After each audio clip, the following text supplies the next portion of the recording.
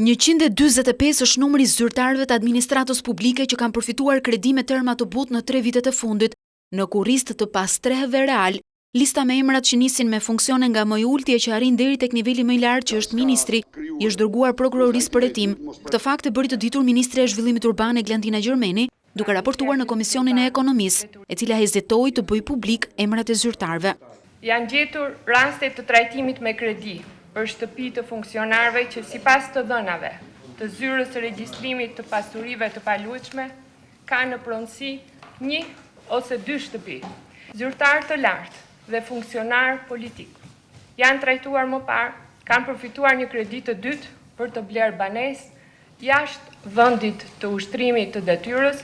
Nisur nga kjo situatë abuzive, si dhe nga borxhi krijuar pranë bankave të nivelit të dytë, pasi janë dhënë kredi më shumë se sa ka subvencionuar qeveria, Ministria mori vendim për pezullim të përkohshëm të këtij procesi. Por paradoksi i kësaj situate është se familjet që dolën nga shtëpitë e ish-pronarëve, vetëm 12% e tyre arritën të sigurojnë një kontratë kredie. Janë 4154 familje që janë përfitues të kredisë, nga të cilët vetëm 513 prej tyre janë kualifikuar për të lidhur kontratë me Bankën Kombëtare Tregtare.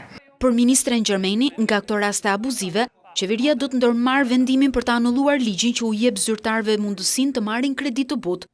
Por ish-ministri Ridvan Bode e konsideroi këtë raport të auditit të ministrisë si paragjykues, për aq kohë sa nuk ka hetime dhe vendime.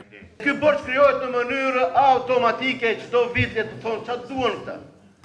Sepse po fillove të japësh kredi në momentin që jep kreditë, nuk e di se sa është kostoja e kredisë. Gjithsecili nuk e ka të përcaktuar shumën. Shuma që jepet kredi varet shumë nga kapaciteti që ka çdo individ për të shlyer këtë shumë, për të marrë kredi. Në bazë të ligjit, nëse vërtetohet nga hetimet se zyrtarët i kanë marrë kredit në mënyrë të pamerituar duke mashtruar dhe kjo do të konsiderohet një vepër penale, atëherë zyrtarët do të ndiqen penalisht, në të kundërt ata do të rikthehen pagesës së interesave të kredisë me kushtet e tregut.